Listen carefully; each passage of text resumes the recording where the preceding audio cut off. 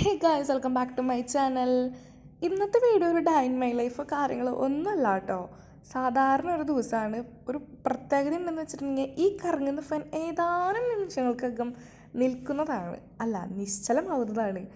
കാരണം ഇന്ന് ഇവിടെ കറണ്ടില്ല. രാവിലെ 9 തൊട്ട് വൈകുന്നേരം 6 മണി വരെ KCBയുടെ എന്തോ ഒരു കട്ടാണ്. അപ്പോൾ അതുകൊണ്ട് കറണ്ടില്ല. അപ്പം ഇന്നത്തെ ദിവസം ഏകദേശം എല്ലാവർക്കും മനസ്സിലായി കാണുമെന്ന് ഞാൻ വിശ്വസിക്കുന്നു.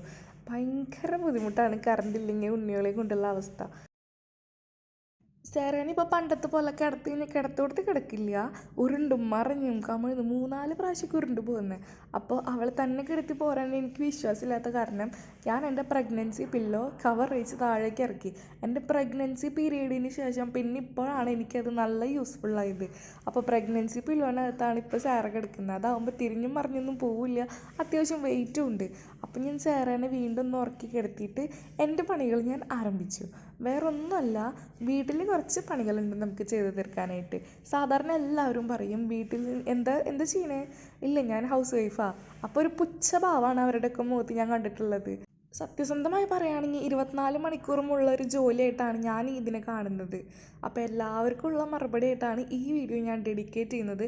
എല്ലാ ഹൗസ് വൈഫിനും വേണ്ടിയിട്ടാണ് ഈ വീഡിയോ ഡെഡിക്കേറ്റ് ചെയ്യുന്നത്. പ്രത്യേകിച്ച് ഒരു ബേബിയും കൂടിയുള്ള ഒരു ഹൗസ് വൈഫിൻ്റെ അവസ്ഥ എന്തായിരിക്കും, ആരും സഹായത്തിന് പോലും ഇല്ലാത്തത്.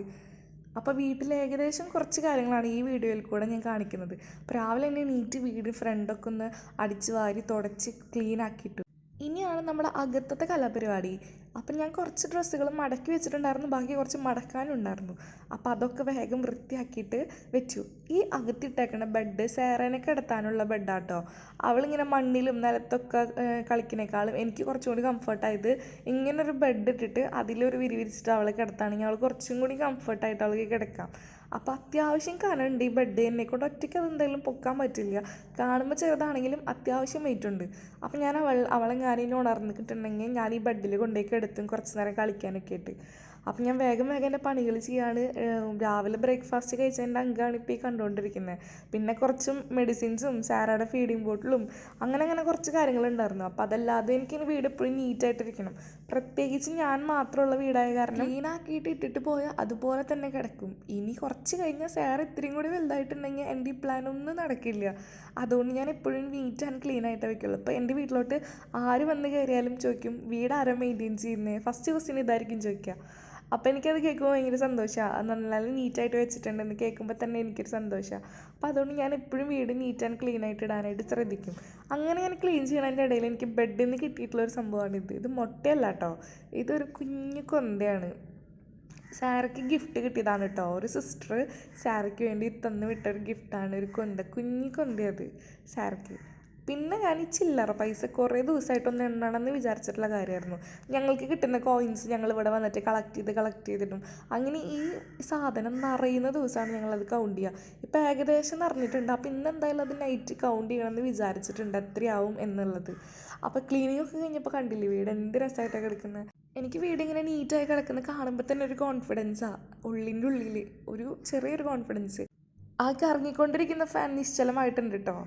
ഉറക്കി കിടത്തിയ സാറാണ്. ഞാൻ ഒന്ന് വന്ന് നോക്കിയത് ആ പണികളുടെ ഇടയിൽ. ആൾ കണ്ണ് തുറന്ന് സൈലൻ്റായിട്ട് അവിടെ കിടക്കുന്നുണ്ട്. അത് കഴിഞ്ഞിട്ട് പിന്നെ ഞാൻ സാറേനെ എണീപ്പിച്ച് കുറച്ച് നേരം കളിപ്പിച്ച് ചിരിപ്പിച്ച് അടുത്ത കലാപരിപാടി ഇനി കുളിക്കാന്നുള്ളതാണ്. അതാണ് ഏറ്റവും വലിയൊരു ടാസ്ക്. അപ്പം ഞാൻ കുറച്ച് നേരം കൂടി കളിപ്പിച്ച് സാറേനെ കുളിപ്പിച്ചൊക്കെ ഫ്രഷ് ആക്കിയിട്ട് ഇനി കുളി കഴിഞ്ഞ ആളുടെ അടുത്ത സ്റ്റെപ്പ് ഉറക്കമാണ്. അപ്പോൾ എനിക്ക് അടുക്കളയിൽ കുറച്ച് പണികളുണ്ട്. അപ്പം ഞാനിവിടെ എൻ്റെ അടുക്കളയിൽ പണികൾ ചെയ്യുമ്പോൾ സാറാണ് ഇതിലാട്ടോ കിടത്താം. ഇതവളുടെ ബാത്ത് ടബിൽ വെക്കുന്ന ഒരു സംഭവമാണ്. അതിലാണ് ഞാൻ അവളിനെ ഇരുത്താറ്. ഇതിനകത്ത് സാറ് കംഫർട്ടായിട്ടിരിക്കും കേട്ടോ. ഇങ്ങോട്ടും മറിയൂല്ല തിരിയൂല, അതിന് പറ്റില്ല, ഫിക്സഡായിട്ട് അതിൻ്റെ ഉള്ളിൽ തന്നെ ഇരുന്നോളും. അപ്പം ഞാൻ അടുക്കളയിൽ എന്തൊക്കെ ചെയ്യുന്നുണ്ടെന്നുള്ളത് നോക്കിയിട്ടാണ് കിടക്കുന്നത്. ഇതാണ് സാറയുടെ ബാത്ത് ടബ്, കണ്ടോ.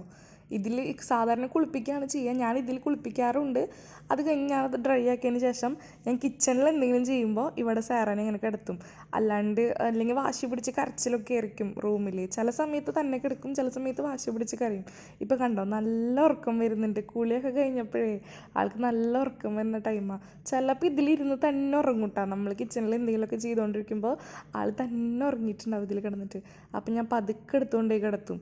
ഇതിപ്പോൾ നല്ല ഉറക്കം വരുന്നുണ്ട്. അപ്പം ഞാൻ ഇന്ന് എനിക്ക് ലഞ്ചിന് വേണ്ടിയിട്ടുള്ള ചോറും ചിക്കൻ ഫ്രൈയും കാര്യങ്ങളൊക്കെ ചെയ്തുകൊണ്ടിരിക്കുകയാണ്. അപ്പം എല്ലാതും തീർന്നിട്ടുണ്ട്. ഇനി സാറൻ എന്തായാലും ഉറക്കിയിട്ടാണ് ബാക്കിയുള്ള കാര്യങ്ങൾ ചെയ്യാൻ പറ്റുള്ളൂ. ആൾ കണ്ണിങ്ങനെ കണ്ട അടഞ്ഞു പോകുന്നുണ്ട്. പിന്നെ ഞാൻ ആ പറഞ്ഞ ചില്ലറ പൈസ ഞാനൊന്ന് കൗണ്ട് ചെയ്യാമെന്ന് വിചാരിച്ചു കേട്ടോ.